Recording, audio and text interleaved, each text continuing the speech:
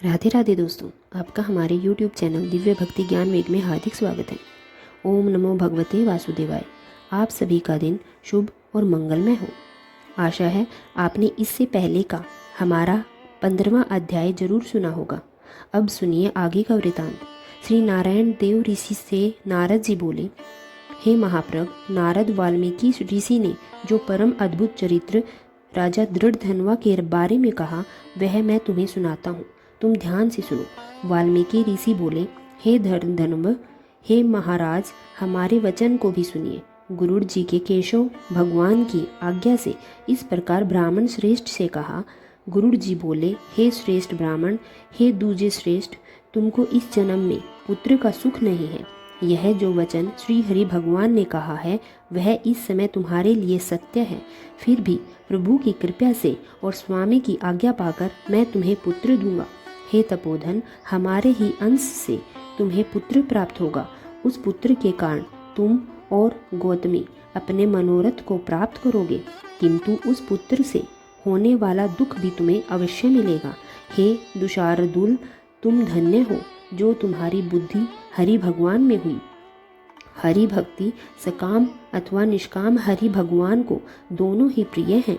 मनुष्य का शरीर जल के बूंद बूंद के समान क्षण में नाश हो जाता है। उस शरीर को प्राप्त कर जो हृदय में श्री हरि के चरणों का चिंतन करता है वही धन्य है। इस संसार से तरने वाले केवल हरि भगवान ही हैं। यह सब हरि की ही कृपा है कि मैंने तुम्हें पुत्र देने का वचन दिया है। इसलिए श्री हरि का ध्यान कर सुखपूर्वक जीवन बिताओ और संसार के सुख दुख से उदासीन रहो। वाल्मीकि ऋषि बोले, गौतमी और सुदेव दोनों स्त्री पुरुष को देखते ही देखते उत्तम वर को देकर उसी समय गरुड़ पर सवार होकर भगवान श्री हरि शीघ्र ही बैकुंठ लोक को चले गए। सुदेव शर्मा भी अपनी पत्नी के साथ अपने मन के अनुसार पुत्र स्वरूप को पाकर अपने घर को आया और उत्तम गृहस्थ आश्रम के सुखों को भोगने लगा।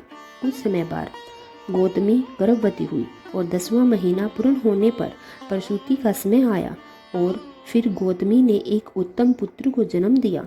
पुत्र के जन्म देने से सुदेव शर्मा अत्यंत प्रसन्न हुए। उन्होंने श्रेष्ठ ब्राह्मण को बुलाकर जात कर्म संस्कार कराया और अच्छी तरह स्नान कर ब्राह्मण श्रेष्ठ सुदेव शर्मा ने उन ब्राह्मणों को बहुत सा दान भी दिया। ब्राह्मण और सब जनों के साथ बुद्धिमान सुदेव शर्मा ने फिर नामकरण संस्कार किया। कृपालु गुरुड़ जी के प्रेम से यह पुत्र हुआ था और शरद ऋतु के चंद्रमा के समान तेजस्वी था, इसलिए उसका नाम रखा गया सुखदेव, जो माता को आनंद देने वाला था। पिता के मनोरथ पूर्ण करने वाला वह बालक शुक्ल पक्ष के चंद्रमा की तरह बढ़ने लगा। फिर उसका उपनयन संस्कार हुआ और गायत्री मंत्र का उपदेश दिया गया। बालक ब्रह्मचर्य व्रत में स्थित होकर वेद अध्ययन करने लगा। वह इतना तेजस्वी था कि साक्षात सूर्य के समान प्रतीत होता था। वह बालक बुद्धि का सागर था और वेदों का अध्ययन प्रारंभ कर चुका था। गुरुवत्सल्य उस बालक ने सदती से अपने गुरु से प्रसन्न किए और गुरु के एक ही वचन से सभी विद्याएं प्राप्त कर ली। फिर वाल्मीकि ऋषि बोले, एक समय कोटि सूर्य के समान प्रभाव वाले देवल ऋषि आए। उन्हें देखकर हर्ष से सुदेव शर्मा ने दंडवत प्रणाम किया। अर्घपाग आदि से विधि पूर्वक उन देवल मुनि की पूजा की और महात्मा देवल के लिए आसन दिया। अति तेजस्वी देव दर्शन देवल ऋषि उस आसन पर विराजमान हुए। बालक के आचरण और विनय को देखकर देवल ऋषि बोले, हे सुदेव, तुम धन्य हो, तुम पर भगवान की कृपा है, क्योंकि तुम्हें ऐसा दुर्लभ सुंदर और श्रेष्ठ पुत्र प्राप्त हुआ है। ऐसा विनीति बुद्धिमान, बोलने में चतुर, वेद पाठी और शीलवान पुत्र मैंने कहीं नहीं देखा। हे पुत्र, यहाँ आओ। तुम्हारे हाथ में यह कुतुब क्या देखता है? सुंदर छत्र, 2 चामीर, यव रेखा के 7 कमल, जन्यू तक लटकने वाले हाथी के सूंड के समान यह तुम्हारे हाथ कान तक फैले हुए विशाल लाल नेत्र, शरीर गोल आकार का, त्रिवेली से युक्त पेट है। इस प्रकार उस बालक के विषय में कहकर उस ब्राह्मण को उत्कंठित देखकर देव ऋषि फिर से बोले, अहो हे सुदेव, यह तुम्हारा पुत्र तो गुणों का समुद्र है। कंधा और कोप का संधि स्थान गुण है। शंख के समान उतार चढ़ाव युक्त गाल वाला, ऊंची छाती, लंबी गर्दन, बराबर कान, बैल के समान कंधा, इस तरह समस्त लक्षणों से युक्त यह पुत्र श्रेष्ठ भाग्य का निधि है। लेकिन एक बहुत बड़ा दोष है जिससे यह सब कुछ व्यर्थ हो गया है। इस प्रकार कहकर सर कपाते हुए लंबी सांस लेकर देवल मुनि बोले, पहले आयु की परीक्षा करनी चाहिए, फिर लक्षणों की बात करनी चाहिए। आयु के सामने इन लक्षणों का क्या लाभ है? सुदेव, तुम्हारा यह पुत्र 12वें वर्ष में जल में डूबकर मृत्यु को प्राप्त होगा। इसलिए तुम शोक मत करना, क्योंकि जो होना है वह होकर ही रहता है। मरण आसन को औषधि देने के समान उसकी कोई प्रतिक्रिया नहीं है। वाल्मीकि मुनि बोले, देवल मुनि इस प्रकार कहकर ब्रह्मलोक को चले गए और गौतमी के साथ ही सुदेव ब्राह्मण अत्यंत दुखी होकर पृथ्वी पर गिर पड़े। धरती पर पड़ा हुआ देवल ऋषि के कहे हुए वचनों को स्मरण कर बहुत देर तक विलाप करते रहे।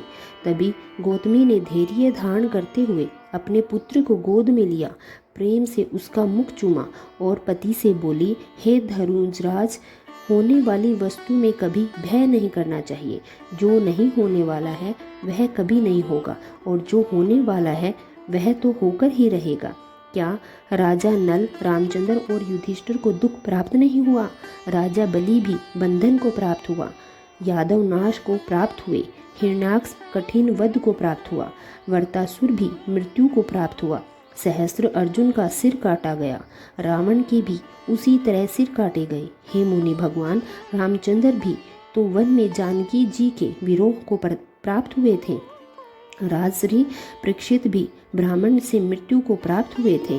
हे मुनीश्वर, इस प्रकार जो होने वाला है वह तो अवश्य ही होकर रहता है।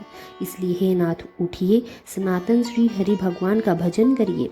वही समस्त जीवों के रक्षक हैं और मोक्ष देने वाले हैं। वाल्मीकि ऋषि बोले। इस प्रकार सुदेव शर्मा ने अपनी पत्नी गौतमी के वचनों को सुनकर स्वस्थ होकर हृदय में हरि भगवान के चरणों का ध्यान किया और पुत्र के शोक को त्याग दिया। किस प्रकार सुदेव शर्मा के पुत्र की मृत्यु हुई और इसके बाद जो कुछ भी हुआ उसका वृतांत आप अगले अध्याय में सुनेंगे। अगर आपको यह कथा अच्छी लगी हो तो प्लीज़ वीडियो को लाइक करें, हमारे चैनल को सब्सक्राइब करें, ताकि आगे आने वाले सभी अध्याय आपको नियमानुसार मिलते रहें। धन्यवाद।